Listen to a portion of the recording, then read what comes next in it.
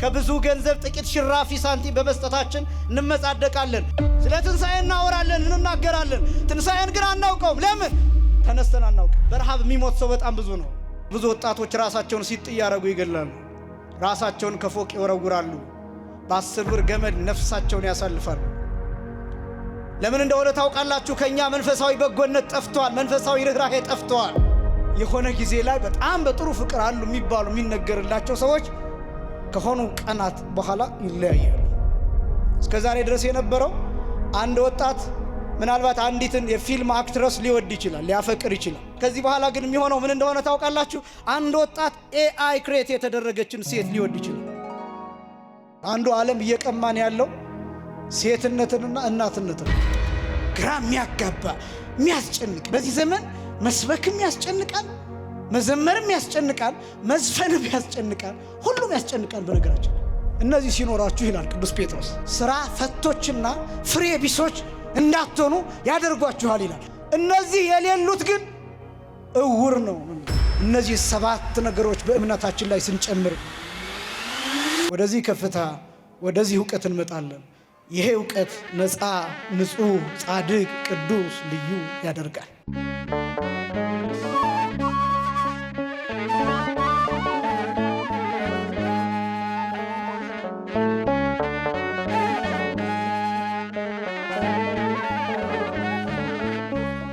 በስመ አብ ወወልድ ወመንፈስ ቅዱስ አሃዱ አምላክ አሜን። ስብሐት ለእግዚአብሔር ኪያነ ዘፈጠረ ከመ ናምልኮ፣ እንሰግድለት ዘንድ እናመልከው ዘንድ እንገዛለት ዘንድ እናመሰግነው ዘንድ የፈጠረን አምላካችን እግዚአብሔር የባህሪ ምስጋና ለእርሱ ይሁን። ስብሐት ለማርያም እመ አምላክ እግዝእትነ ወመድኃኒትነ፣ መድኃኒታችን መመኪያችን ለምትሆን ለእናታችን ለንጽሕት ቅድስት ድንግል ማርያምም የጸጋ ምስጋና ለእርሷ ይሁን። ስብሐት ለመስቀለ ክርስቶስ ዕፀ መድኃኒት ኃይልነ ወፀወንነ፣ ኃይላችን አምባችን መጠጊያችን ጋሻችን ለሚሆን በቀራንዮ ለተተከለ መድኃኒት ለሚባል ለክርስቶስ መስቀልም የጸጋ ምስጋና ለእርሱ ይሁን። የቅዱሳን ፈጣሪ አባቶቻችን አምላክ እግዚአብሔር በመካከላችን ተገኝቶ ምስጢርንና ጥበብን እንዲገልጥልን የእርሱ ቅዱስ ፈቃድ ይሆንልን።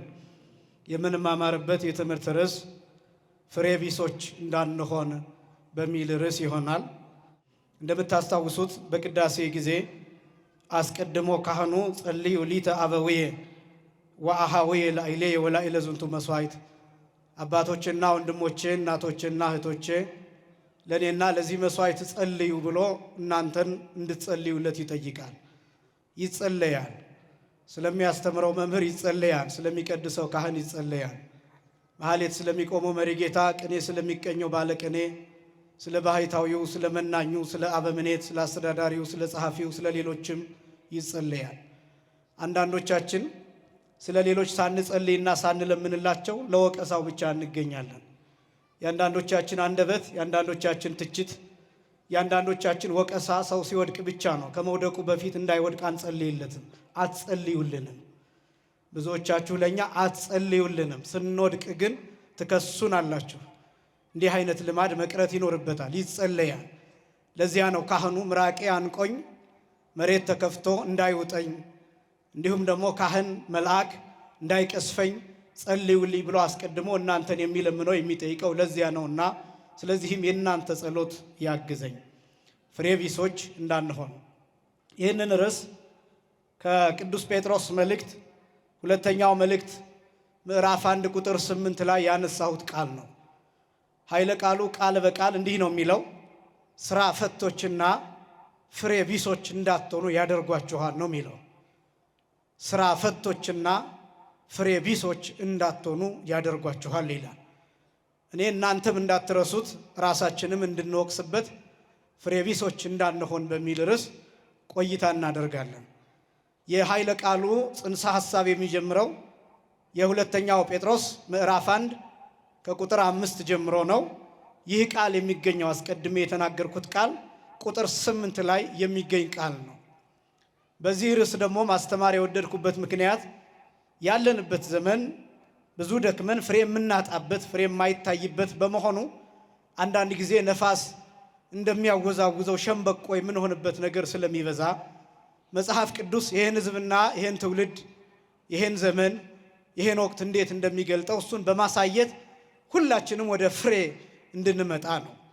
ይህንንም ቅዱስ ጴጥሮስ ፍሬ ብሎ የጠራውንና ከስራ ፈትነት ነፃ የሆነውን ሕይወት ምን እንደሆነ ቅዱስ ጴጥሮስ ቀጥሎ ይገልጠዋል። መጨረሻ በሱ የምንደመድም ይሆናል። የቅዱስ ጴጥሮስ መልእክት ምዕራፍ 1 ከቁጥር 5 ጀምሮ ሁለተኛው መልእክት ማለት ነው እንዲህ ብሎ ይጀምራል። ስለዚህም ምክንያት ትጋትን ሁሉ እያሳያችሁ በእምነታችሁ ይላል። መነሻው ይሄ ነው። በእምነታችሁ ይላል። ቅዱስ ጴጥሮስ ሊያስገነዝበን የወደደው ነገር የመጀመሪያ የእምነት መሰረት ላይ እንደቆምን በማሰብ ነው። እምነት ማለት ቅዱስ ዮሐንስ አፈወርቅ ሲናገር አሚን እሰ መሰረት ይእቲ ወካልአኒሃ ህንፃ ወንድቅ እሙንቱ ይላል። እምነት መሰረት ናት፣ ሃይማኖት መሰረት ናት፣ ሌሎቹ ጣራና ግድግዳ ናቸው ይላል። እምነት መነሻ ነው፣ የሁሉ ነገር መጀመሪያ ነው። ስለዚህ የመጀመሪያው እምነት መሰረት እንዳለ ታስቦ በመሰረት ላይ መጨመር ያለበት ምን አይነት ግድግዳ ነው? መጨመር ያለበት ምን አይነት ጣራ ነው? መጨመር ያለበት ምን አይነት ውበት ነው? መጨመር ያለበት ምን አይነት ጌጥ ነው? መጨመር ያለበት ምን አይነት ነገር ነው? የሚሉትን 7 ነገሮችን ቅዱስ ጴጥሮስ ይዘረዝራል። እኔም ማሳየው እነዚህን 7 ነገሮችን ብቻ ነው። የኔን አልጨምርም። መጽሐፍ ቅዱሱ እኛን እንዴት ይዳስሰናል? እምነት አለን የምንል ሰዎችን፣ ማተብ አለን የምንል ሰዎችን፣ ሃይማኖት አለን የምንል ሰዎችን፣ እንዲህ የሚያምር ህንፃ የሰራን ሰዎችን፣ እንዲህ የሚያምር መንፈሳዊ ግቢ ያለን ሰዎችን ምን እንድንጨምር ያዘናል ነው መጽሐፍ ቅዱሱ።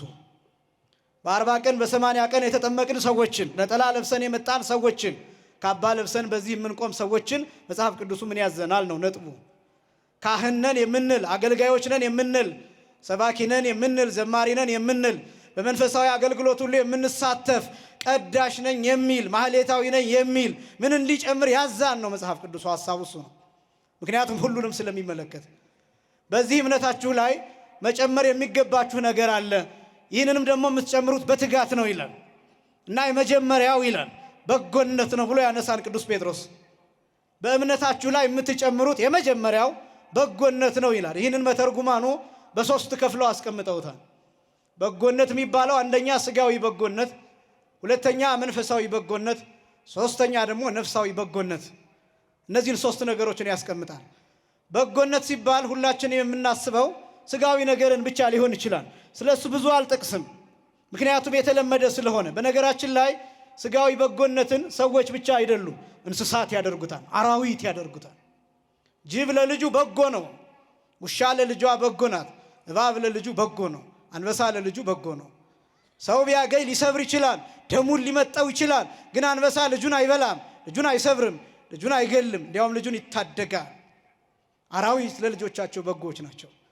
እኛ በዚህ ዘመን በጣም የሚያመጻድቀን ለልጆቻችን በምናደርገው ነገር ራሳችንን ከፍ አድርገን እናስባለን። ለአንዳንድ ሰዎች የተቀደደ ልብስ በመስጠታችን፣ ለብሰን የጨረስነውን ልብስ በመስጠታችን፣ ከብዙ ገንዘብ ጥቂት ሽራፊ ሳንቲም በመስጠታችን እንመጻደቃለን። ግን ክርስትና ከዚህ በላይ ነው። የምንታዘዘው ከዚህ በላይ ነው። የሚጠበቅብን ከዚህ በላይ ነው። አንዱ ከብዙ ነገሮች ጋር እየተጋፈጥን ያለንበት ምክንያት የሚጠበቅብንን ነገር ባለማድረጋችን ነው። ጥቂቱን ነገር አግዝፈነዋል። ጥቂቱን ነገር በሚዲያ አግዝፈነዋል። ጥቂቱን ነገር በፎቶ አግዝፈነዋል። ጥቂቱን ነገር በካሜራ አግዝፈነዋል። ጥቂቱን ነገር በግጥምና በቅኔ እናገዝፈዋለን። በጣም ጥቂቱን ነገር ትልቅ አድርገን ስለምናሳይ ትልቁን ነገር ማድረግ አልቻልንም። ለዚህ ነው ምን ደነግጠው። ትልልቅ ሰዎች ሲነሱ ምን ደነግጠው፣ ታላቅ ነገር ሲደረግ ምን ደነግጠው፣ የተለየ ነገር በማህበረሰባችን ስናገኝ እጃችን አፋችን ላይ ምንጭነው። ለዛ ነው ምን ደነቀው። ለዛ ነው። ይሄ ብቻም አይደለም። ታላላቅ ደጋግ ሰዎች ሲነሱ እነሱን ራሳቸውን ብለን ማጥፋት የምንፈልገው ከማህበረሰቡ የተለየ ደግነት ስለሚታይባቸው ነው። ብዙዎቻችን እንደዛ እናደርጋለን።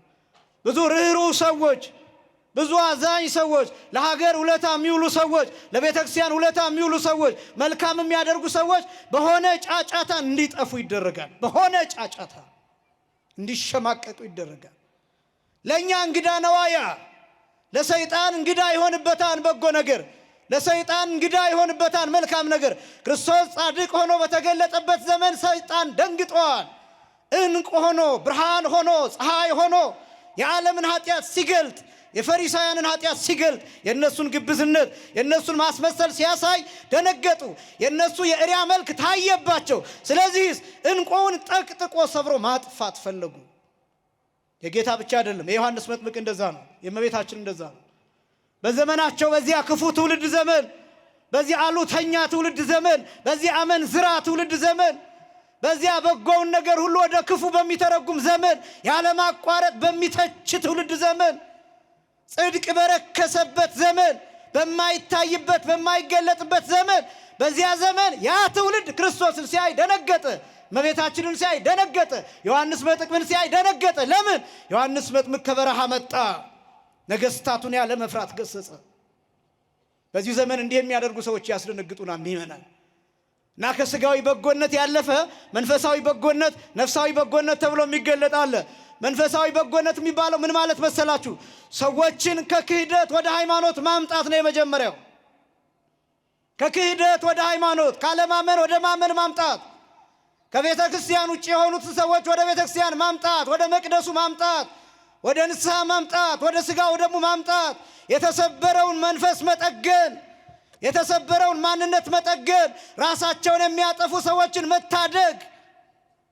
ይሄ ነው መንፈሳዊ በጎነት የሚባለው። ይሄን እንደጎደለ ታውቃላችሁ።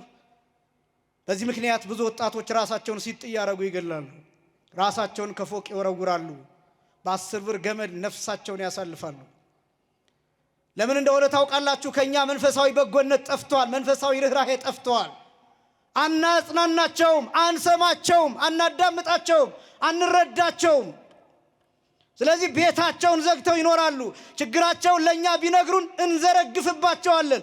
ለዩቲዩብ ፍጆታ እናውለዋለን፣ ለቲክቶክ ፍጆታ እናውለዋለን፣ በፌስቡክ እንለቀዋለን፣ እንሸጠዋለን ገመናቸውን። ስለዚህ ይፈራሉ፣ ሳይነግሩን ይሞታሉ። እኛ ከሞቱ በኋላ ውድ በሆነ ሳጥን ሬሳቸውን እንቀብራለን። ስላሟሟታቸው የተለያየ ነገር እናወራለን። አንዱ በዚህኛው እንዲህ ሆኖ ነው አሉ፣ ከባሏ ጋር እንደዚህ ፍቅረኛ ነበራት አሉ። አይደለም ከእናት ከአባቷ ጋር አይደለም፣ ይጣራ። ራሷን ያጠፋችበት ምክንያትም እንዲህ መሆን አለበት። የየራሳችንን ትንታኔዎች እንሰጣለን። ሰውየው በሕይወት እያለ አናውቀው፣ ሴትየዋ በሕይወት እያለች አናውቃትም። ልንረዳቸው ዝግጁ አይደለንም። ኦርቶዶክስ ሆነን ለሌሎች ተስፋ መሆን አልቻልንም። የመኖር ተስፋ፣ የመኖር ምክንያት፣ የሕይወት ምክንያት፣ የመዳን ምክንያት፣ የመጽናናት ምክንያት፣ የዚህ ምክንያት መሆን አልቻልንም። በብዙ ነገር ወደቅን። ስለዚህ ወጣት ረገፈ። ታቦት ይዘን መውጣታችን መልካም ነው። በዓለ ጥምቀትን ማክበራችን መልካም ነው። ሰው ግን እየሞተበት ነው። ለዚህ መድረስ ካልቻልን ንስሐ መግባት ብቻ አይደለም ይመናል፣ መልካም ነው ይሄ። ስጋው ደግሞ መቀበል ብቻ አይደለም ይመናል፣ መልካም ነው ይሄ። ከዚህ ማለፍም ግን ይፈልጋል። ጎረቤትህን ጠይቀው፣ ጎረቤትህን ጠይቃት፣ ድረስለት፣ ድረስላት። ለሚራበው ሰው ድረስለት በምትችለው። በረሃብ የሚሞት ሰው በጣም ብዙ ነው። በጣም ብዙ ሰው እየተጨነቀ የሚሞት፣ እየተቸገረ የሚሞት፣ አፍሮ የሚሞት፣ ተሸማቀው ልጃቸውን የሚያሳድጉ፣ ለልጆቻቸው ሰተውነቱ ጾማቸውን የሚያድሩ እናቶች፣ ሽንኩርት ሽጠው ቲማቲም ሽጠው ልጆቻቸውን የሚያሳድጉ፣ እንጀራ ሽጠው በችግር ተጠብሰው የሚያሳድጉ እናቶች ያሉባት ሀገር ናት። እንደምታውቁት ለመለመን አፍረው ርር እያሉ የሚሞቱ ብዙ ናቸው። ለእነዚህ ሰዎች መድረስ መንፈሳዊ በጎነት ይባላል። የመጨረሻው ነፍሳዊ በጎነት የሚባለው ነው። መጥወተ ርእስ ተብሎ የሚጠራው ራስን መስጠት ነው። ይሄ መጨረሻው ነው። ይሄ ጻድቃን ያደረጉት ነው።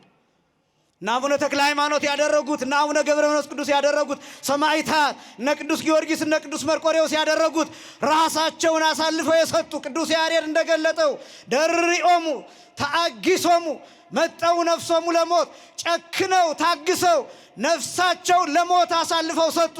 በዚህ ምክንያት እኛ ጻድቃንን እናመሰግናቸዋለን። ክብርና ምስጋና ለአምላካችን ይሁን። አመስግኑ።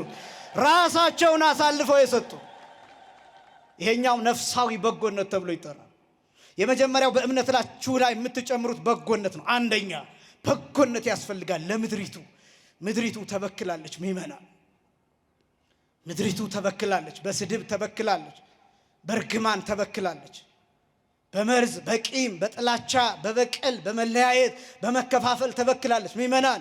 እኔና እናንተ በመልካም ቃል ካላከምናት፣ በምስጋና ቃል ካላከምናት፣ ካልቀደስናት፣ በእርቅ ቃል፣ በፍቅር ቃል፣ በሰላም ቃል ካላደስናት ምድሪቱ ተረግማለች። ውሃው ተረግሟል። አየሩ ተበክሏል። ውሃው ተበክሏል። ይሄ ነው ክርስቲያን ማለት በምድር ላይ ሲኖር በሚኖርበት ምድር የሚኖርበትን ምድር መቀደስ መቻል ነው። ታቦት ይዘን የምንወጣው በጥምቀት ለዚያ ነው። የአደባባይ በዓላት የምናከብረው ለዚያ ነው። መስቀልን የምናከብረው ለዚያ ነው። ምድሪቱ እንድትባረክ። ከሰው ሁሉ ከአንደበቱ የሚወጣው ቃል አስተውላችኋል? ክፉ ቃል፣ የትችት ቃል፣ የስድብ ቃል፣ የእርግማን ቃል፣ ሰዎችን የሚያሸማቅቅ ቃል። ይሄ ውሃን ይበክላል። ትውልድ እንዳያድግ ያደርጋል። ትውልድ እንዲልፈሰፈስ ያደርጋል። ሽማግሌ አቅም እንዲያጣ ያደርጋል። ሕፃናትን እንዳያድጉ ያደርጋል። አገሪቱ ላይ ለምን ጦርነት የሆነ ይመስላችኋል? አስተናገድን ጦርነቶችን። በሚሊዮን የሚቆጠር ህዝብ ሞተ። አንዳንዱ ሳይቀበር ጅብ ጎተተው ሬሳውን።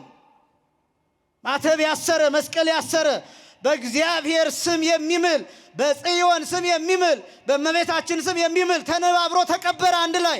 አንዳንዱን ውሃ ወሰደው። እስካሁን እሳ አልገባንበትም። ለዚህ ኃጢአት አላፈርንም፣ አልደነገጥንም። በዚህ ኃጢአታችን እስካሁን አልደነገጥ። ታዲያ በጎነት አልጠፋም ትላላችሁ? የማያምኑ ሀገራት በታሪክ ለሰሩት ኃጢአት ይቅርታ ይጠይቃሉ።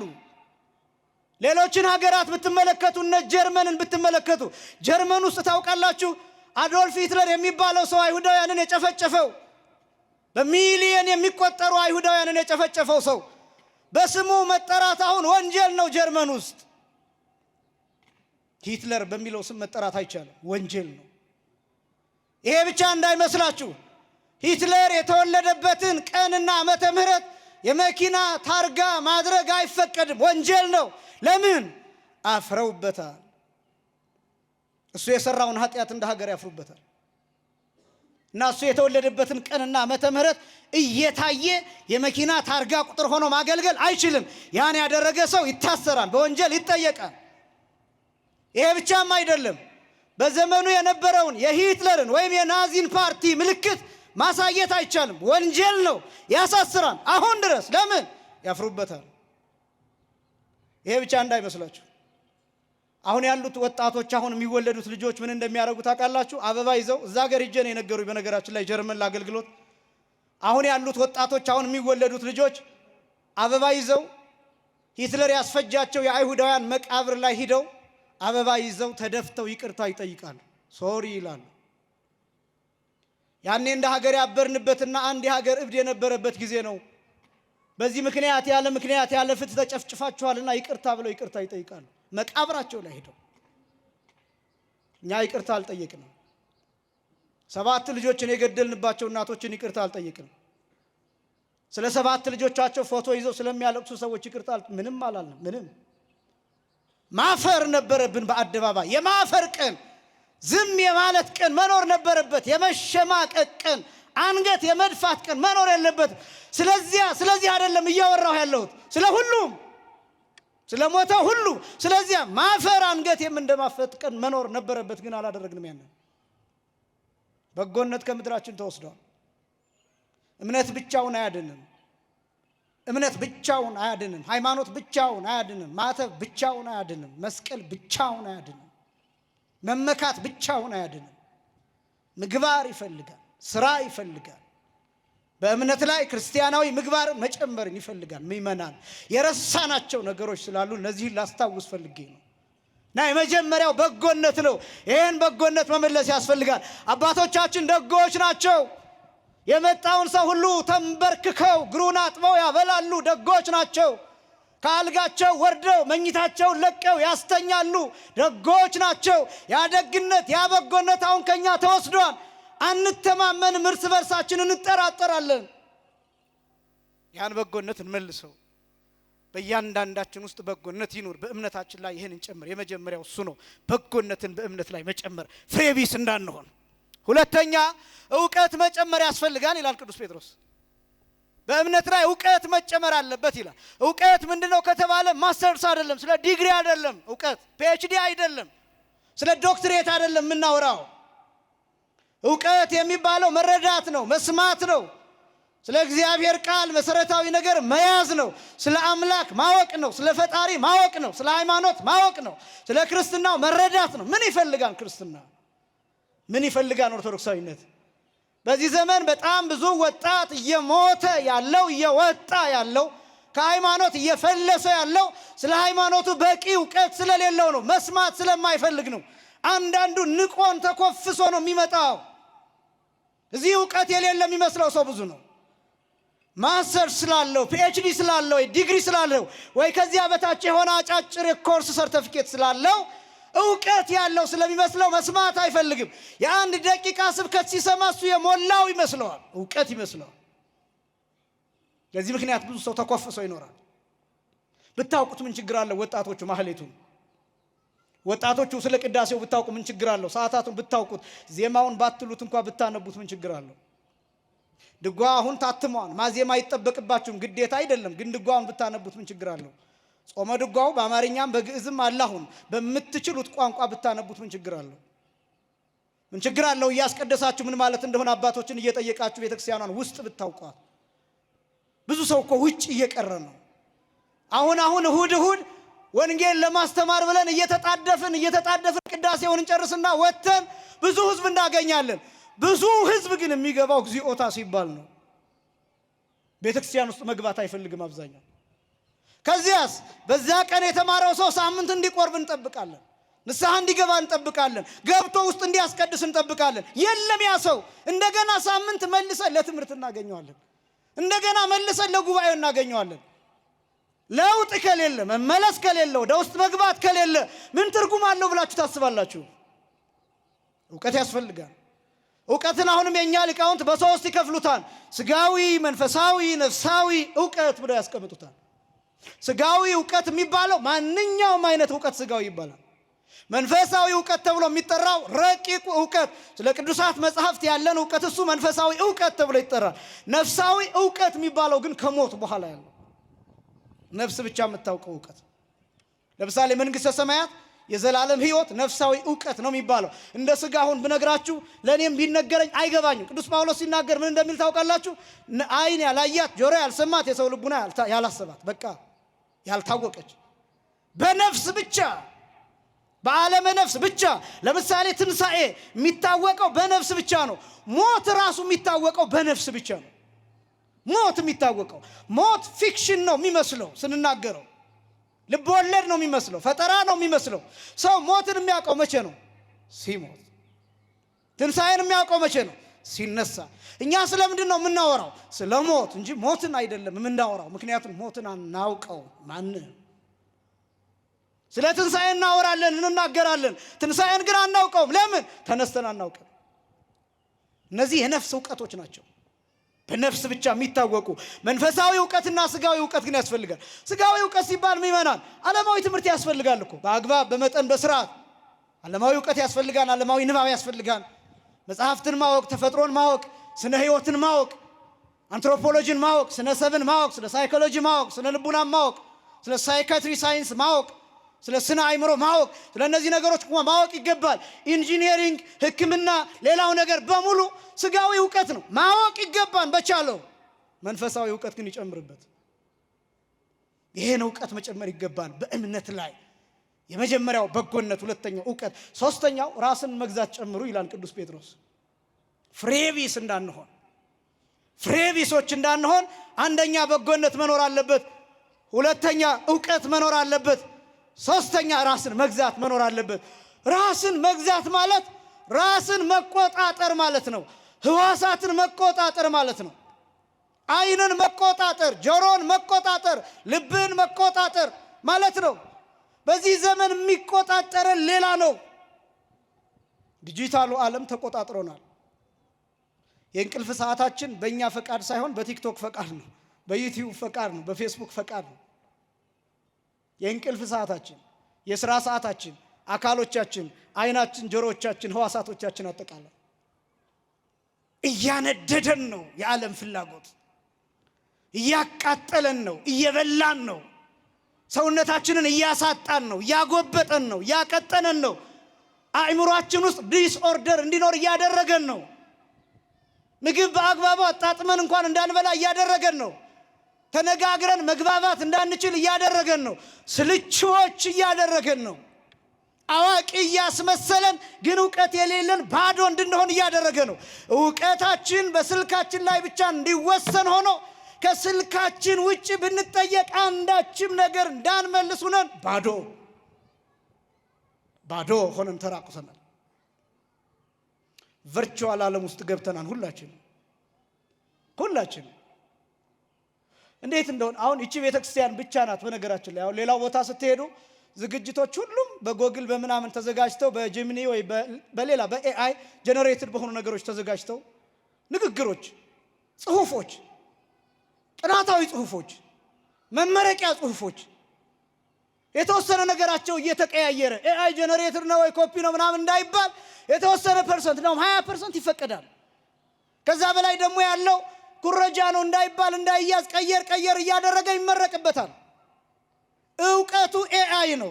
አሁን ደግሞ ዘመኑን ካስተዋላችሁት በኤአይ የሚሰሩ ፊልሞችን፣ ድራማዎችን ታያላችሁ።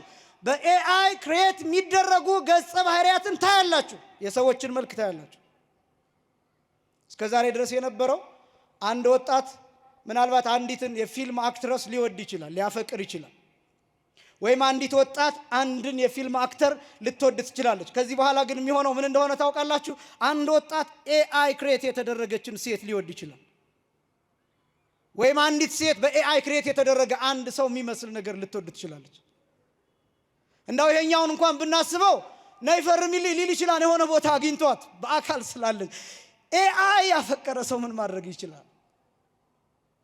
ወዴትኛው ምናብ እንደምንሄድ ይገባቸዋል ምእመናን? ወዴትኛው ዓለም? ወደ ባዶ ዓለም ውስጥ ነው የምንገባው። ወደ ባዶ ዓለም ውስጥ ከሪያሊቲ መውጣት። ሞደርኒዝም በነገራችን ላይ ዴፊኒሽኑ ይሄ ነው። ሞደርኒዝም ማለት ከኦሪጂናሊቲ መውጣት ማለት ነው። ከእውነተኛ ነገር መውጣት። እነዚህ ካሜራዎች ታያቸዋላችሁ፣ ውድ ናቸው። የእነዚህ ካሜራዎች ዓላማ ውድ መሆን ዓላማ ሪዞሉሽናቸው በጣም ኢምፕሩቭድ የሆኑ በደንብ የተሻሻሉ የኔን ምስል እንደ እውነቱ እኔን ማሳየት አይደለም፣ እኔ እናንተ ከምታዩኝ ከእውነታው በላይ ጥሩ አድርጎ ማሳየት ነው የነዚህ ካሜራዎች ዓላማ። ፊልሞች እንደዛ ናቸው። ፊልም የሚሰሩ ሰዎች እንደዛ ናቸው። በአካል ስታዩዋቸውና በፊልም ስታዩዋቸው ይለያያሉ። ለምን እንደዛ እንደሚሆኑ ታውቃላችሁ? ሻዶ የሚባል ነገር እንዳይኖር፣ ይሄ ጥላ ነገር እንዳይኖር፣ ፊታቸው ላይ ምናምን እንዳይኖር፣ ላብ እንዳይታይ፣ ጥቁር ነገር እንዳይኖር ታለቅሞ ምናምን ኤዲት ተደርጎ ከእውነታው አልፎ ነው የሚታይ። መጨረሻው ምንድነው? እውነት የሚመስል ግን እውነት ያልሆነ ነገር እየተከተሉ መጨረሻው ላይ ምን እንደመሆን ጉም እንደመዝገን ባዶ ዓለም ውስጥ መግባት ነው። የዘመናችሁ ሊመስላችሁ ይችላል። ጥሩ ስልክ በተጠቀማችሁ ቁጥር ብዙዎቻችን ምንድነው የምናደርገው? ስልክ አንስተን ፎቶ አንስተን የራሳችን ፎቶ ሲያስጠላን የምናደርገው ምንድነው? ኢፌክት እንጨምርበታለን፣ ብራይትነስ እንጨምርበታለን፣ አንዳንድ ነገሮች እናደርግበታለን። ምን እንደሆነ ትርጉሙ ታውቃላችሁ? የእናንተን እውነት ትጠሉታላችሁ። የእናንተን እውነተኛ ነገር ትጠሉታላችሁ። የእናንተን እውነተኛ ነገር ኤዲት ታደርጉታላችሁ። እውነት ያልሆነውን እውነት አስመስላችሁ ትሸጡታላችሁ። ወደ ባዶ ዓለም እንሄዳለን። ወደ ባዶ ዓለም ነፋስን መከተል፣ ጉምን መዝገን፣ ወደ ከንቱ ዓለም የሰለጠንን እየመሰለን እየጠፋን ነው። እግዚአብሔር ለሁላችንም ማስተዋልን ያድለን። ራስን መግዛት የሚባለው ይሄን መረዳት ነው። የመጀመሪያው ይሄን መረዳት መቻል። በቤተክርስቲያን ትምህርት ማህሌት የሚቆመው መሪ ጌታ ስልክ ማየት አይችልም። ቅዳሴ የሚቀድሰው ካህን ስልክ ማየት አይችልም። ጎግል ላይ ሰርች እያደረገ አይደለም የሚቀድሰው፣ በቀጥታ ነው የሚሳተፈው። ማያውቅ ከሆነ ቅዳሴ አይገባም። ማያውቅ ከሆነ ድምፅ ማጉሊያው አይሰጠውም። ማያውቅ ከሆነ ማህሌት አይቆምም። ይቺ ቤተክርስቲያን እውነቱን ተሸክማለች። ለዚህ ነው ለዓለም ኦልዲሽ የምትመስለው ቤተክርስቲያኗ፣ ያረጀች የምትመስለው። ለዚህ ነው ምክንያቱም እውነታውን ይዛ ነው የምትቀጥለው። አሁንም ትቀድሳለች። ድሮ የምትቀድሰውን ቅዳሴ አሁንም 2 ሰዓት 3 ሰዓት ትፈጃለች። አሁንም ካህናቱ ከምሽቱ 1 ሰዓት እስከ ጠዋት ማህሌት ይቆማሉ። አሁንም አደራረስ ያዜማሉ። አሁንም ድጓ ያዜማሉ። አሁንም ጸበ ድጓ ያዜማሉ። አሁንም ቅዳሴው ሳይቆራረጥ ይቀደሳል። አሁንም ስብከቱ ሳይቆራረጥ ይሰበካል። ይቺ ቤተ ክርስቲያን ብቻ በዓለም ላይ ጥንታዊነትን እውነትን ጠብቃ ትኖራለች። ክብርና ምስጋና ለአምላካችን ይሁን። ይቺ ቤተ ክርስቲያን ይህን እውነት ለመጠበቅ ይውላችሁ አሁን የተቀመጣችሁባትን ሰዓት ብቻ አስቧት። ጥቂት ደቂቃዎችን ዝም ብላችኋል። ዝም ያላችሁት እዚህ ብቻ ነው። አሁን ይሄ ሁኔታ አሁን ያላችሁበት ሁኔታ እናንተ ራሳችሁ ይሄን ሁኔታ ማድረግ የምትችሉት እዚህ ግቢ ብቻ ነው። ስብሰባ ቦታ በፍጹም አታደርጉትም። ሆቴል ብትሄዱ የሆነ ጸጥ ያለ ቦታ ልዝናና ብላችሁ ብትሄዱ በፍጹም አታደርጉትም። ሐይቅ ዳር ብትሄዱ የሆነ መዝናኛ ቦታ ብትሄዱ በፍጹም ይሄን አታደርጉትም። ጥቂት ደቂቃ ዝም ልትሉ ትችላላችሁ። ከዚያስ ወይ አጠገባችሁ ያለውን ሰው ታወራላችሁ ወይ ስልካችሁን ታነሳላችሁ። እዚህ ስትሆኑ ዝም ትላላችሁ። እግዚአብሔርን ብቻ ትሰማላችሁ። ክብርና ምስጋና ለአምላካችን ይሁን። ራስን መግዛት ልምምድ ያለው እዚህ ቤተክርስቲያን ብቻ ነው። ክርስቲያን ስትሆን ራስን ትገዛለህ፣ ራስን ታውቃለህ፣ ሰውነትን ታዘዋለህ፣ ዓይንህን ወደ እግዚአብሔር ትልከዋለህ፣ አይምሮህን ለቅዱሳት መጽሐፍት ክፍት ታደርጋለህ፣ ልብህን ለእግዚአብሔር ፍቅር ትከፍተዋለህ። በንስሐ አባትህ ዝቅ ትላለህ፣ በታቦቱ ፊት ትበረከካለህ፣ ትሰግዳለህ። ራስህን ታስገዛለህ፣ ራስህን ትገዛለህ፣ ራስህን ታዛለህ። የዚች ቤተ ክርስቲያን አካል ስትሆን ብቻ፣ ኦርቶዶክሳዊ ስትሆን ብቻ። ሌላ ቦታ ከሆንክስ አሜን ብለህ ትነሳለህ፣ ትረብሻለህ፣ በዙሪያ ያለውን ሰው ትረብሻለህ። እዚህ ቦታ ስትሆንስ ጸጥ ብለህ ትሰማለህ፣ ራስህን ትገዛለህ። አንድ ሰው ይናገራል፣ ሌላው ይሰማል። ሁሉ በአግባብና በስርዓት ይሁን ብሎ ቅዱስ ጳውሎስ እንደተናገረው ይቺ ቤተክርስቲያን ራስን መግዛት ታስተምረናለች። ሌላው ቀርቶ ይሄ ሁሉ ህዝብ አለ፣ አንድ ድምፅ አይሰማም። የሚራመዱ ሰዎች በቀስታ ይራመዳሉ። ለምን? ክብደታቸውን ይቆጣጠራሉ። ራስን መግዛት ይቺ ቤተክርስቲያን ታስተምራለች። በእምነታችሁ ላይ ይሄን ጨምሩ። አንደኛ በጎነትን፣ ሁለተኛ ዕውቀትን፣ ሶስተኛ ራስን መግዛት፣ አራተኛ መጽናትን። ደግመውና ልጠይቃችሁ ነው። ይህንን ጨምሩ በእምነታችሁ ላይ ፍሬቢስ እንዳትሆኑ። አንደኛ በጎነትን፣ ሁለተኛ ዕውቀትን፣ ሶስተኛ ራስን መግዛትን፣ አራተኛ መጽናትን። አንደኛ ምን አልኳችሁ? በጎነትን፣ ሁለተኛ ዕውቀትን፣ ሶስተኛ ራስን መግዛትን፣ አራተኛ መጽናትን። አራተኛ መጽናትን በእምነታችሁ ላይ ጨምሩ ይላል። መጽናት በተለይ ደግሞ በዚህ ዘመን እጅግ በጣም አስፈላጊ ከሆነው ነገር፣ ሁልጊዜም አስፈላጊ ቢሆንም በዚህ ዘመን ግን መጽናት የሚባል ነገር የለም። ሰዎች ተጋብተው በሳምንቱ ይፋታሉ። አንድ ዜና ሰምቻለሁ በቅርብ። ተጋብተው በተጋቡ በሳምንቱ ተፋቱ። በጣም ብዙ ሰዎች ፍቅር ጀምረው የሆነ ጊዜ ላይ በጣም በጥሩ ፍቅር አሉ የሚባሉ የሚነገርላቸው ሰዎች ከሆኑ ቀናት በኋላ ይለያያሉ። አሳዛኙ ደግሞ መለያየታቸው ብቻ አይደለም፣ የተለያዩበትን ታሪክ በየፊናቸው ይተርካሉ። አሳዛኙ ይሄ ብቻ አይደለም። እሷ የእሱን ገመና በሌላ ሚዲያ ትናገራለች፣ እሱ የእሷን ገመና በሌላ ሚዲያ ይነገራል። በሁለቱም በኩል ገመናቸው ይሸጣል። ይህን ትውልድ ይላን ጌታ በምን መስለዋለሁ ይልና ገበያ ዳር የተቀመጡ ሕፃናትን ይመስላሉ ይላል። ገበያ ዳር የተቀመጡ ሕፃናትን ይመስላሉ ነው ይመስሉ ደቂቀ ላይ ነብሩ ሀበ መስያጥ ነው የሚለው። ገበያ ዳር የተቀመጡ ሕፃናት ማለት ሁሉ የሚሸጥበት የሚለወጥበት ገበያ፣ ሁሉ ሃይማኖት የሚሸጥበት ገበያ፣ ሰውነት ስብዕና የሚሸጥበት፣ ሞራል የሚሸጥበት፣ ኖርም የሚሸጥበት፣ ኤቲክስ የሚሸጥበት፣ ግብረ ገብነት የሚሸጥበት ገበያ፣ ትዳር የሚሸጥበት፣ ወጣትነት የሚሸጥበት፣ ሕፃንነት የሚሸጥበት፣ ወላጅነት፣ እናትነት፣ አባትነት የሚሸጥበት፣ ባልንጀርነት፣ ወዳጅነት የሚሸጥበት፣ ሁሉ የሚቸረቸርበት፣ ሁሉ ገንዘብ ሳንቲም ያውጣ እንጂ ለሽያጭ የሚቀርብበት፣ ሁሉ ግልጥ የሆነበት ገበያ ያለንበት ዘመን። እነዚህ ዙሪያውን የምታዩቸው የሚያደርጉት ነገር ለመልካም ቢሆንም ግን ለሽያጭ ነው። ለሽያጭ ነው። ያው የእግዚአብሔርን ቃል ለሌሎች ለማሳየት ነው። መልካም ነው። ሌሎች እንዲሰሙት ለማድረግ ነው። በዚህ ምክንያት ብዙ የሚመለሱ ንስሐ የሚገቡ የሚቆርቡ ሰዎች አሉ። የትኛው ሚዲያ ግን ቢደረደር ለሽያጭ ነው።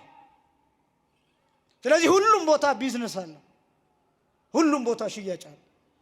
በዚህ ምክንያት ቅድም ያልኩት በጎነት የሚወሰድበት ምክንያት ጥቅም ከማግኘት አንፃር ብቻ ስሌት ስለሚኖረው ስለሚሰላ ነው። ከዛ እነዚህ ሕፃናት ይመጡና ሀለይነ ለክሙ ወይዘፈንክሙ አስቆቀውነ ለክሙ ወይበከይክሙ ይሏቸዋል ይላል የማቴዎስ ወንጌል ምዕራፍ 11 ቁጥር 16 ጀምሮ። መጣን ዘፈን ትዘፍናላችሁ ብለን የዘፈን ማቀንቀን አደረግንላችሁ፣ ከበሮ መታንላችሁ፣ አልዘፈናችሁም። አስቆቀውነ ለክሙ ወይበከይክሙ እንደገና ዘፈን ካልፈለጉ ማልቀስ ነው ማለት ነው የሚፈልጉት ብለን የለቅሶ ሙሾ አወረድንላችሁ፣ አላለቀሳችሁም። ምንድነው የምትፈልጉት ይሏቸዋል።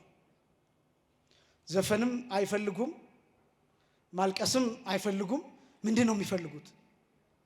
ጌታ ይህንን ምሳሌ የተናገረበት ምክንያት መጻ ዮሐንስ እንዘ ኢይበልዕ ወኢይሰትይ ዮሐንስ ሳይበላ ሳይጠጣ መጣ ወይቤልዎ ጋኔን ቦቱ የማያስበላ የማያስጠጣ ሰይጣን አድሮበታል አሉት ዮሐንስን።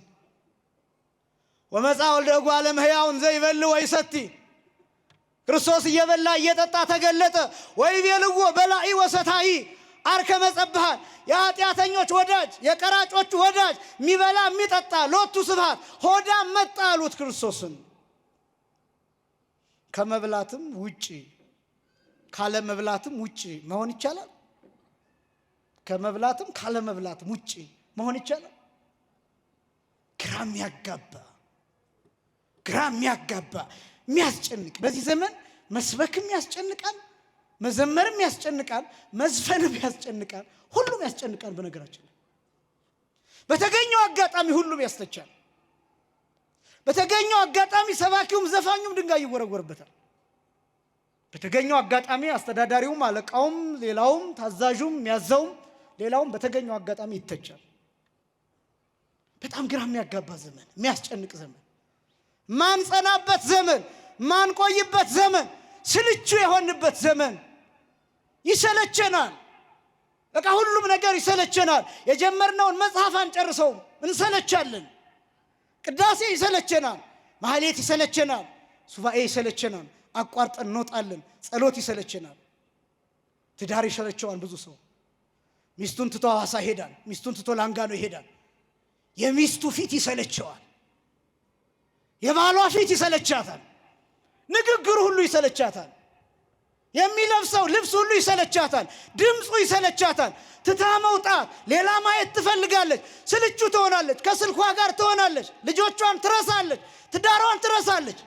ስልቹ ከዛ መጨረሻው ምን እንዳደረገን ታውቃላችሁ? ህይወት እንዲሰለችን፣ ራሱ ህይወት እንዲሰለችን። ከዛ አስቀድም እንዳልኩት ራሳቸውን የሚያጠፉ ሰዎች መብዛት፣ ብንሄድ ይሻለናል እያሉ እየጻፉልን ራሳቸውን ሲጥ። ከዛስ ወጣቱ ቀረብ ብላችሁ በሆነ አጋጣሚ ብታወሩት እኔ ህይወት ሰልችቶኛል፣ እኔ ለማየ ብዬ ነው እንጂ ብሞት ሁሉ ደስ ይለኛል ይላል። እንዴት ህይወት አታጓጓውም? እንዴት ህይወት ደስ አይለውም? እንዴት ወደፊት ሰርቶ መለወጥን አያስብም? እንዴት ማደግን አያስብም? እንዴት በሆነ ቦታ ከፍ ባለ ቦታ ሆኖ ለህዝቡ ጥሩ መልእክት ሲያስተላልፍ ራሱን እንዴት አያስብም? እንዴት አያልምም? እንዴት ራእይ አያይም? ስለ ወደፊቱ ሞት ነው የሚታየው። ይሄን መሰልቸት ማን እንዳመጣበት ታውቃላችሁ? ስልኩ፣ ኮምፒውተሩ፣ ላፕቶፑ፣ ታብሌቱ እየቀያየረ አሳየው ብዙ ነገር። የሚፈልገውን አይነት ዜማ፣ የሚፈልገውን አይነት ነገር እየቀያየረ በተለያየ ከለር፣ በተለያየ ቀለም፣ በተለያየ አይነት መልክ አሳየው። አየ ሰለቸው። ከዛስ ህይወት እንደዛ ይሆንበታል። ሚመናን ማትሰለቸው እቺ ቤተክርስቲያን ብቻ ናት። ማይሰለቸው እግዚአብሔር ብቻ ነው። ማይሰለቸው ጌታ ብቻ ነው። ማይሰለቸው ክርስቶስ ብቻ ነው። ማይሰለቸው የዚህ ቤተክርስቲያን ምስጋና ብቻ ነው። ማይሰለቸው የዚህ ቤተክርስቲያን አገልግሎት ብቻ ነው። ማይሰለቸው ንስሐ ብቻ ነው። ማይሰለቸው የጌታ ስጋና ደም ብቻ ነው። የዘላለም ህይወት ያለው እርሱ ብቻ ነው ማይሰለቸው። እንዳትሰለቹ ከፈለጋችሁ፣ ህይወታችሁ እንዲታደስ ከፈለጋችሁ፣ ረፍት ማግኘት ከፈለጋችሁ፣ ሸክማችሁ ከላያችሁ ላይ እንዲወርድላችሁ ከፈለጋችሁ ኑ ንስሐ ግቡና እዩት። በዚያ ቅጽበት ብቻ የሚሰማችሁ ስሜት ቆርባችሁ እዩት። ልክ ስትቆርቡ የሚሰማችሁን ስሜት እዩት። ያጸናችኋል፣ ከፍታን ይነግራችኋል፣ ንስርነትን፣ ከሁሉ በላይ መሆንን፣ ሰማይ ማሰብን፣ የዘላለም ሕይወት ገንዘብ ማድረግን እሱን ይሰጣችኋል። ልክ ሥጋውና ደሙን ስትቀበሉ በሰውነታችሁ ክርስቶስ ሲሰራጭ ይሰማችኋል። ከራስ ጠጉራችሁ እስከ እግር ጥፍራችሁ ያለው አካል ከክርስቶስ ጋር ሲዋሃድ፣ ሲሰፋ፣ ሲሰራ፣ ሲሸመን ይታወቃችኋል። ወደዚህ ሕይወት ቅረቡ። ይህን ሕይወት የሰጠን አምላካችን የተመሰገነ ይሁን። ክብርና ምስጋና ለስሙ አጠራር ይሁን። አመስግኑ። መጽናት በትዳራችሁ እንዴት እንደምትጸኑ ያሳያችኋል። ቅዱስ ሥጋውና ክቡር ደሙን ስትቀበሉ እንዴት እንደምትጸኑ፣ እንዴት እንደምትረጋጉ፣ እያንዳንዱን ነገር እንዴት እንደምታዩ፣ ለእያንዳንዱ ነገር እንዴት ዋጋ እንደምትሰጡ ያሳያችኋል። መጽናት ያስፈልጋል። እነዚህ ነገሮች በእምነት ላይ የሚጨመሩ ናቸው። የመጀመሪያ በጎነትን፣ ሁለተኛ ዕውቀትን፣ ሶስተኛ ራስን መግዛትን፣ አራተኛ መጽናትን፣ አምስተኛ እግዚአብሔርን መምሰል። እስኪ በሉ እግዚአብሔርን በሉ ሁላችሁ። መምሰል ማንን መምሰል? አምስተኛ በእምነታችሁ ላይ እግዚአብሔርን መምሰል ጨምሩበት ይላል ቅዱስ ጴጥሮስ። እግዚአብሔርን መምሰል ማለትን ማለት ነው ጥረት ነው። እግዚአብሔርን መስሎ መጨረስ አይቻልም። በነገራችን ላይ መምሰል ነው ደግሞ መሆን አይደለም። ቅዱስ ጳውሎስ እንደተናገረው አንደኛ ቆሮንቶስ ምዕራፍ 11 ከቁጥር 1 ጀምሮ በከመ አነ እትሜሰሎ ለክርስቶስ፣ እኔ ክርስቶስን እንደምመስለው እናንተ ደግሞ እኔን ምሰሉ ብሎ ቅዱስ ጳውሎስ ነግሮናል። እግዚአብሔርን በመምሰል ሂደት ውስጥ ረፍት አለ፣ ብርታት አለ።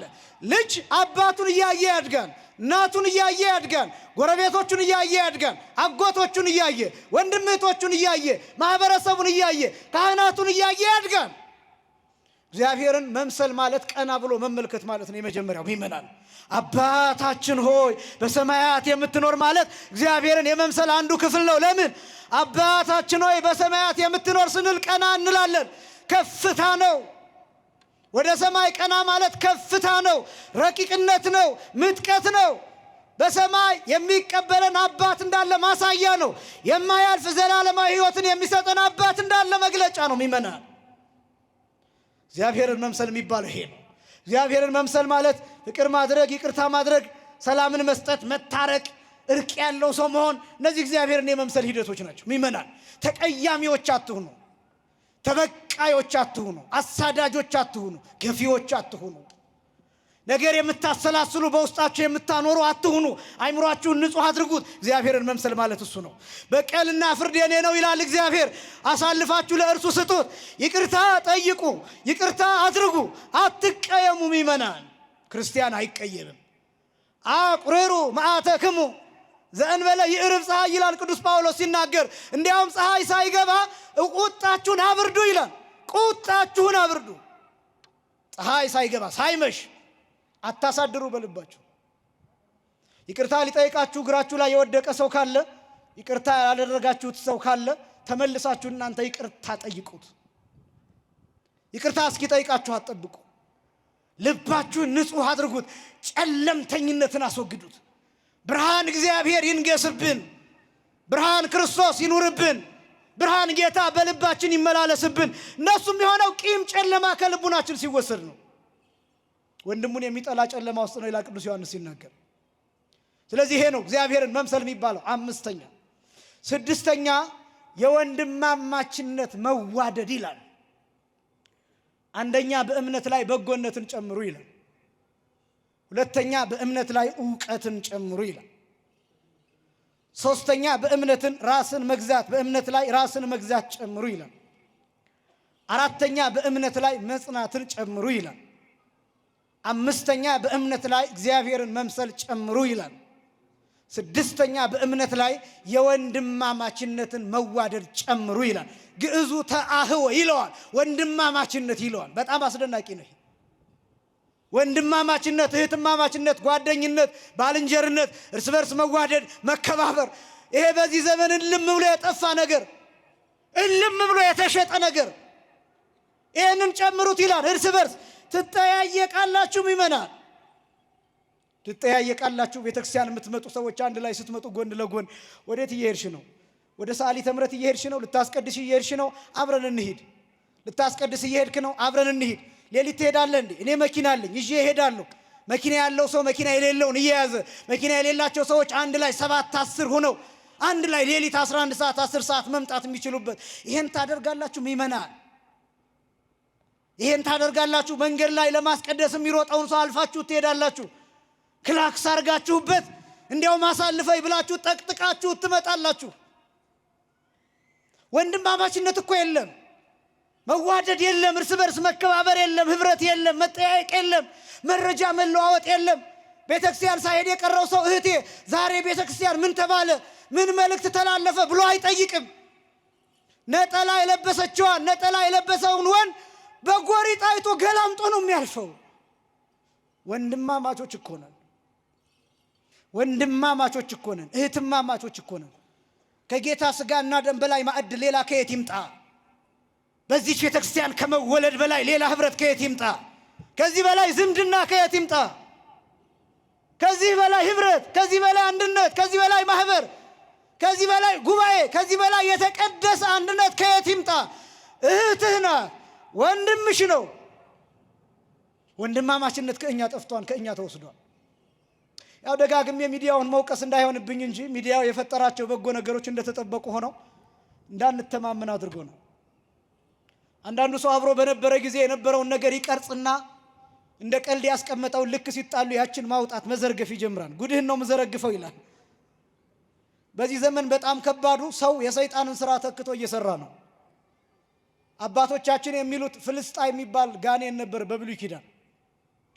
5500 ዘመን ሰዎች ኃጢአት ሲሰሩ የየዕለት ኃጢአታቸውን ይመዘግባል። ዶሴ ያለው ታስታውሳላችሁ። ኢዮብን እስከ 3ኛው ሰማይ ድረስ ሂዶ የከሰሰው ሰይጣን ትዝ ይላችኋል። ያ ሰይጣን ፍልስጣ ይባላል። እስኪ በሉ ፍልስጣ በሉ። ያ ኢዮብን የከሰሰው ሰይጣን ፍልስጣ ይባላል። ይሄ ፍልስጣ ተብሎ የሚጠራው ሰይጣን ሰውን ከመክሰስ ውጭ ሌላ ስራ ያልነበረው እና ልክ እናንተ ኃጢአት ስትሰሩ ያንን ኃጢአት ይመዘግብና ያስቀምጣል። ከዛስ በእግዚአብሔር ፊት ይቀርብና ይሄው ገሌ በዚህ ቀን የሰራው ኃጢአት፣ ገሌ ሮብ ቀን የሰራው ኃጢአት፣ ገሌ ሐሙስ፣ ገሌ ዓርብ፣ አረ እንዳውም ዓርብማ ይህን ያህል ኃጢአት ነው የሰራው ብሎ እያንዳንዷን ያሳያን በእግዚአብሔር ፊት ይከሳል። ክርስቶስ መጣ። በዮርዳኖስ ዕዳ ደብዳቤ ሲያጠፋ በፍልስጣ የተጻፈውን የሁሉን ደብዳቤ ዶሴ ያጠፋው። ክብርና ምስጋና ለአምላካችን ይሁን። ይሄ ብቻም አይደለም። ይሄ ብቻ ሳይሆን ከዚያ በኋላ ፍልስጣ ወይም ሰይጣን የኛን ኃጢአት የመመዝገብ እድል ወይም ስልጣን እንዳይኖረው አድርጎ በመስቀል ሽባ አደረገው። ክብርና ምስጋና ለአምላካችን ይሁን። ሽባ አደረገው። ምን እንደሚሆን ታውቃላችሁ? አሁን ኃጢአታችን እንኳን ቢጻፍ እኔና እናንተ መተን ንስሐ ገብተን ቀኖናችንን ጨርሰን በካህኑ ፊት ቀርበን ይፍቱኝ አባቴ ስንል ካህኑ እግዚአብሔር ይፍታ ሲል ኃጢአታችን ተመዝግቦ እንኳን ቢሆን ከተመዘገበበት ዶሴ ፐርማነንትሊ ዲሌት ፎርማት ይደረጋል። ክብርና ምስጋና ለአምላካችን። ከሰይጣን እጅ ማለት ነው። ከዛ ሰይጣን ለመክሰስ ሊቀርብ ሲል ያው የገሌ ኃጢአት ብሎ ግልጥ ሲያደርገው የለም። ለምን ንስሐ ገብተንበታል። ግን ችግሩ ሌሎች ሰዎች እጅ ላይ ግን አለ። አሁን ሰይጣን እጅ ላይ የለም፣ የሆኑ ሰዎች ሞባይል ላይ ግን ይቀመጣል።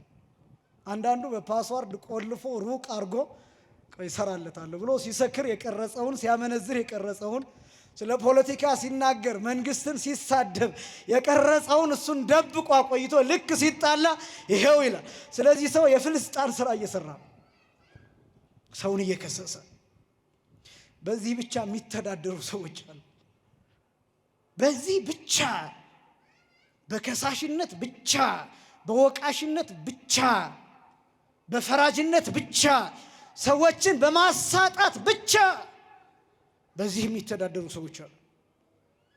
ደግሞ እንደ ጀብድ ላውጣው ያን ጉድህ ልዘርግፈው ብለው ያስፈራሯቸዋል። ትልቅ ስናይፐር እጃቸው ላይ እንዳለ ለሀገር ትልቅ ሁለታ እጃቸው ላይ የያዙ የሚመስላቸው ሰዎች አሉ። ወንድማማችነት ጠፋ፣ መተማመን ጠፋ፣ መዋደድ ጠፋ፣ አብሮ መብላት አብሮ መጠጣት ቅዱስ ዮሐንስ አይሽረው ይላሉ አባቶቻችን ሲናገሩ። እኛ ግን ይሄን ተው ነው። አብረን ብንበላ አብረን ብንጠጣ እንኳን አንተማመንም፣ እንጠነቀቃለን። እኔ የምጠጣውን ውሃ ሄጄ ሽንት ቤት ደርሼ ስመለስ ምን አድርጎበት ይሆን ብዬ እጠራጠራለሁ። እንጠራጠራለን። ሰዎች ሲሞቱ አሁን በተፈጥሮ ሞት ነው ወይ የሞተው የሚለው ቀርቷል። ምን ሆኖ ነው ማን ገደለው ማለት ጀምረናል። ምክንያቱም የወንድማማችነት ፍቅር ከኛ ጎሏል። ክርስትና ግን ይሄ ነው። በነገራችን ላይ ዓለም አንዱ ትልቁ ይህንን ስታጣ ነው። እናትነትን ስታጣ ዓለም ላይ የሴትነት ሲጣጣ ዓለም ላይ የወንድማማችነት ፍቅር ሲታጣ እነዚህ ሶስቱ ሲታጡ ዓለም ባዶ ናት። ዓለም ባዶ ናት። አንዱ ዓለም እየቀማን ያለው ሴትነትንና እናትነትን ነው። በፌሚኒዝም ሰበብ አሁን በሴትነት እንቅስቃሴ ብዙ አሉ። ያው ሴቶችን የሚጨቀጭቋቸው አንዳንዶቹን ከባሎቻቸው ያፋቷቸው ልጆቻቸውን እንዳያሳድጉ ያደረጓቸው ያለ ባል ያለ ትዳር ያስቀሯቸው። ምክንያቱም ሴትነት ተጎድቷን ብሎ እኔ ማስረው ምን እንደሆነ ታውቃላችሁ? እኔ በተወለድኩበት አካባቢ አሁንም ድረስ እናቶች በወሊድ ይሞታሉ። አሁንም በወሊድ ይሞታሉ። ጤና ጣቢያ የለም፣ ሕክምና የለም በአካባቢው። ለነዚህ አይጮሁላቸውም። አሁንም በገጠሪቱ ክፍል ለ10 ለ15 ሴቶች ይደፈራሉ። ለነዚህ አይጮሁላቸውም። እና ይሄን መሰረት ሲያጣ አንድ ማህበረሰብ ባዶ እየሆነ ይመጣል። ወንድማማችነትን ጨምሩ። በወንድማማችነት እንድንኖር አምላካችን እግዚአብሔር ይርዳን። የመጨረሻው ፍቅርን ጨምሩ። 7ኛው አሁን ወንድማማችነት መዋደድና ፍቅር አንድ አይደለም ወይ የሚል ጥያቄ ሊነሳ ይችላል። ፍቅር የሚለውን መተርጉማኑ ባጭሩ ሲያብራሩት እንዲህ ይላሉ። አማኒ ነው ሳይሉ መናፍቅ ነው ሳይሉ እኩል መውደድ፣ አንድም ባዕድ ነው ሳይሉ ዘመድ ነው ሳይሉ እኩል መውደድ፣ አንድም ኃጥእ ነው ሳይሉ መናፍቅ ነው ጻድቅ ነው ሳይሉ እኩል መውደድ ይላል። ይሄ ማለት ሰው የሆነን ሁሉ በእኩል ፍቅር መውደድ፣ ሁሉን መውደድ፣ እናትንም ሌላውንም፣ እህትንም ሌላውንም፣ ወንድምንም ሌላውንም፣ ሚስትንም ሌላውንም፣ ባልንም ሌላውንም፣ ልጅንም ሌላውንም እኩል መውደድ። ይሄ ነው የመጨረሻው ደረጃ። እነዚህ ሲኖራችሁ ይላል። ጨረስኩኝ። እነዚህ ሲኖራችሁ ይላል ቅዱስ ጴጥሮስ፣ እነዚህ ሲኖራችሁ ስራ ፈቶችና ፍሬ ቢሶች እንዳትሆኑ ያደርጓችኋል ይላል። ርዕሳችን ፍሬ ቢሶች እንዳንሆን ነው። በጣም የሚከብደው ቀጥሎ ያለው ቃል ነው። እነዚህ የሌሉት ግን እውር ነው የሚለው ቅዱስ ጴጥሮስ የሚለውን ነው የምላችሁ። እነዚህ የሌሉት ይላል እውር ነው ይላል። ቀጥሎ ምን እንደሚል ልንገራችሁ። በቅርብ ብቻ ያያል፣ ራእይ የለውም ነው የሚለው። ራእይ የለውም። በጣም ራእይ የሌለ ለዚህ ይሆን እንዴ? ስለ ወደፊቱም ማናስበው፣ ስለ ቤተ ክርስቲያን ስለ ትውልድም ማናስበው፣ ስለ መንፈሳዊ ትውልድም ማንጨነቀው፣ ስለ አብነት ትምህርት ቤትም ማንጨነቀው፣ ወደ ስሂት ስለሚተካው ስለ አመስጋይ ትውልድም ማንጨነቀው ለዚህ ይሆን እንዴ? ፍሬ ቢስ የሆን ነው ለዚህ ይሆን እንዴ? ስራ ፈቶች የሆን ነው፣ ሐሜት ብቻ ማንጎራጎር ብቻ የሆን ነው ለዚህ ይሆን እንዴ? እውነት እግዚአብሔር ከዚህ ይሰውረን። እነዚህ ሲኖራችሁ ይላል ቅዱስ ጴጥሮስ ውእቱ ያበጽሐክሙ ሀበ አእምሮቱ ለእግዚእነ ኢየሱስ ክርስቶስ ይላል። ይሄ ካላችሁ ግን ይላል ኢየሱስ ክርስቶስን ወደ ማወቅ ያደርሳችኋል ይላል። ክብርና ምስጋና ለአምላካችን ይሁን፣ ለስም አጠራሩ ይሁን። ክርስቶስን ማወቅ የመጨረሻው። እነዚህ ነገሮች ሲኖሩ፣ እነዚህ 7 ነገሮች ሲኖሩ ክርስቶስን እናውቃለን።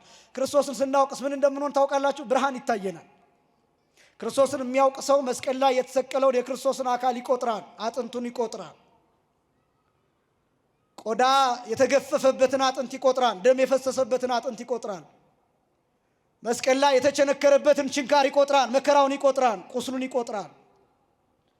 70 የሚደርሰው እሾህ ጭንቅላቱን የሚፈጠፍጠውን እሱን ይቆጥራል። እስከ ልቡ ድረስ የሚወጋውን ሚስማር እሱን ያስባል፣ መከራውን ያስባል፣ መጨነቁን ያስባል። መስቀል ላይ መድቀቁን፣ መስቀል ላይ መቃተቱን ያስባል። መስቀል ተሸክሞ መደፋቱን ያስባል። ስጋው እስኪያልቅ ድረስ፣ ደሙ እስኪያልቅ ድረስ በጅራፍ ጫፍ እየተበተነ የቀራንዮን ምድር ያጥለቀለቀውን፣ የቀራንዮን ምድር የሸፈነውን ያንን ደም ያስባል። ያለማቋረጥ ከመስቀል ወደ ምድር ይጎርፍ የነበረውን ደም እሱን ያስባል። ወደ 6 ሊትር የሚደርስ ደም እንደ ስጋ ሲተነተን ሰው በአማካይ ከ4.5 ሊትር እስከ 6.5 ሊትር በሰውነቱ አለ ይባላል። ክርስቶስን እንደ መካከለኛ ቁመት ብንገልጠው 6 ሊትር ደም መለኮት የተዋሃደው ደም ከመስቀል ፏፏቴ ሰርቶ ያለ ማቋረጥ የፈሰሰው ደም ክርስቲያን እሱ ትዝ ይለዋል። ይሄው ነው ደም አውቅ ይደርሳል። መስቀል ላይ ጦር ያጎደጎደው ጉድጓድ፣ የጎን ጉድጓድ ይታይሃል። የተወለድንበት ጉድጓድ፣ የተገኘንበት ጉድጓድ፣ የተሰራንበት ጉድጓድ፣ የበረርንበት ጉድጓድ ንጹህ መዓዛ የሚገርም ሽታ የሚገርም ጠረን የወጣበት ጉድጓድ፣ ብርሃን የጎረፈበት ጉድጓድ፣ ደም የተቀዳበት ጉድጓድ፣ አሳልፎ ገነትን የሚያሳይ ጉድጓድ፣ መንግሥተ ሰማያትን የሚያሳይ ጉድጓድ። ያ ጉድጓድ ይታይሃል።